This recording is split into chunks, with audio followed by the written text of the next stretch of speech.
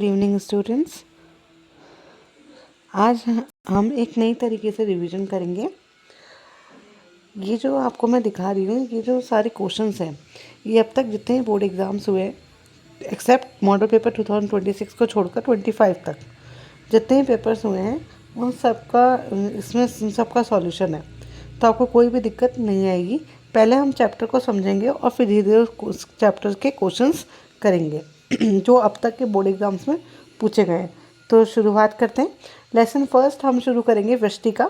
व्यष्टि का जो लेसन फर्स्ट है उसमें अपन पढ़ते हैं कि अर्थशास्त्र किसे कहते हैं। तो अर्थशास्त्र अगर एक सिंपल डेफिनेशन में बताएं तो अर्थशास्त्र पैसों का विज्ञान है, जो किसने दी थी? एडम स्मिथ ने दी थी। अर्थशास्त्र के जनक कौन है? एडम स्मिथ हैं। उनकी बुक थी वेल्थ ऑफ नेशन, पूरा नाम an inquiry into the causes of wealth of nations, जो कब आई थी? 1776 में आई थी। फिर अर्थशास्त्र को दो शाखाओं में बांटा, पहली व्यष्टि और दूसरी समष्टि। व्यष्टि का मतलब होता है छोटा, जिसमें एक या दो इकाइयों का अध्ययन किया जाता हो, और समष्टि मतलब बड़ा, जिसमें समस्त कुल या समग्र इकाइयों का अध्ययन किया जाता हो। व्यष्टि अर्थशास्त्र का उदाहरण लें तो एक फर्म है, एक वस्तु की कीमत है, और समष्टि का उदाहरण लें तो कुल उत्पादन है, ठीक है, और सामान्य कीमत है। व्यष्टि का दूसरा नाम कीमत सिद्धांत है, कीमत निर्धारण का सिद्धांत है, और समष्टि का दूसरा नाम कुल उत्पादन, पूर्ण रोजगार और राष्ट्रीय का सिद्धांत है। अब ये हम जो कर रहे हैं इसमें हम छोटे क्वेश्चंस भी रिवाइज करेंगे। जैसे सबसे पहले पूछा गया कि अर्थशास्त्र है, उनके जनक, उसके जनक कौन है? जनक हो या आधुनिक जनक हो, दोनों का आंसर क्या होगा? Adam Smith. उसके बाद एडम स्मिथ की पुस्तक का नाम क्या है? तो एडम स्मिथ की पुस्तक का नाम शॉर्ट में लिखेंगे तो वेल्थ ऑफ नेशन, और पूरा लिखेंगे तो an inquiry into the causes of wealth of nation है। कब आई थी? 1776 में आई थी। अर्थशास्त्र को कितनी शाखाओं में बांटा गया? अर्थशास्त्र को दो शाखाओं में बांटा गया। उसके बाद कौन सी हैं वो दो शाखाएं? व्यष्टि अर्थशास्त्र और समष्टि अर्थशास्त्र। एक इकाई या दो इकाई का अध्ययन किया गया या व्यक्तिगत इकाई का अध्ययन किया गया तो उसे क्या कहते हैं? उसे व्यष्टि अर्थशास्त्र कहते हैं। और इसमें समस्त, समग्र या कुल, ये जो तीनों शब्द मैंने बोले हैं, इनमें से कोई भी पेपर में आ जाए तो आपका आंसर होगा समष्टि अर्थशास्त्र। अर्थशास्त्र को दो शाखाओं में किसने बांटा? रेगनर फ्रिश ने बांटा। कब बांटा था? 1933 1933 में बांटा था, और जिसके लिए इन्हें क्या प्राप्त किया हुआ? नोबेल पुरस्कार प्राप्त हुआ। ठीक है, फिर इस चैप्टर में हम नेक्स्ट आगे बढ़ेंगे। तो सबसे पहले अपन क्या शुरुआत करेंगे? अभी हमने पढ़ लिया, अब सेकंड पे हम पढ़ेंगे क्रियाएं। क्रियाएं मैं जैसे जैसे आपको बोलती आ रही हूँ, आप सुनते जाइए, फिर हम क्वेश्चंस के सपोर्ट्स में, मतलब क्वेश्चन के थ्रू हम रिवीजन को और अच्छे से करते जाएंगे, इससे आपको चैप्टर पूरा रिवाइज हो जाए। क्रियाएं क्या होती हैं?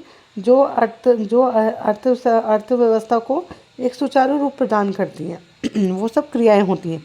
क्रियाएं दो प्रकार की, गैर आर्थिक क्रियाएं और आर्थिक क्रियाएं। गैर आर्थिक क्रियाएं कौन सी होती है? जिनका उद्देश्य पैसा कमाना नहीं होता, धन कमाना नहीं होता। और आर्थिक क्रियाएं कौन सी होती है? जिनका उद्देश्य सिर्फ धन कमाना होता है। गैर आर्थिक क्रियाएं जब जिनका उद्देश्य पैसा कमाना नहीं होता, वो कौन कौन सी हुई? जैसे सूरज से जो प्रकाश आ रहा है, पानी, बारिश का जो पानी है, या आपकी मम्मी आपको घर पे पढ़ाती हैं, खाना खिलाती हैं बनाकर, वो सब गैर आर्थिक है, जिसमें कोई पैसा नहीं लग रहा। लेकिन जिसमें पैसे देने पड़े वो सब कौन से? आर्थिक क्रियाएं। तो आर्थिक क्रियाएं कितने प्रकार की? 4 प्रकार की।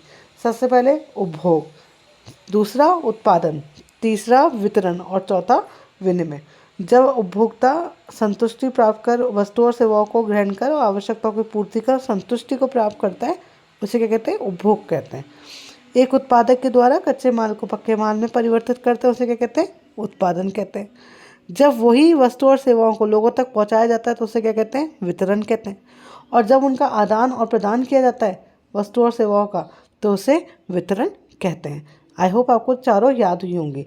जिसमें संतुष्टि प्राप्त कर अपनी आवश्यकताओं की पूर्ति कर वस्तु और सेवाओं को उपभोग किया जाता है, उसे क्या कहते हैं? उपभोग कहते हैं। ठीक है, जिसमें कच्चे माल को पक्के माल में परिवर्तित करते हैं उसे उत्पादन करते हैं। जो वस्तु और सेवाओं को दूसरों तक पहुंचाते हैं उसे वितरण कहते हैं। और जिनका आदान प्रदान करते हैं उसको क्या कहते हैं? उसको विनिमय कहते हैं। अब ये 4 आर्थिक क्रियाएं हुई। लेकिन इन आर्थिक क्रियाओं को करने वाले कौन होते हैं, उनको हम आर्थिक एजेंट कहते हैं। तो जो आर्थिक क्रियाएं करते हैं उन्हें क्या कहते हैं, आर्थिक एजेंट कहते हैं। आर्थिक एजेंट भी कितने होंगे, 4 होंगे, क्योंकि हमारी क्रियाएं भी 4 हैं। उपभोग कौन करेगा, उपभोक्ता। उसकी यही डेफिनेशन होगी कि जो वस्तु अपनी आवश्यकताओं की पूर्ति कर वस्तु और सेवाओं को ग्रहण कर संतुष्टि को प्राप्त करते हैं, उन्हें उपभोक्ता कहते हैं।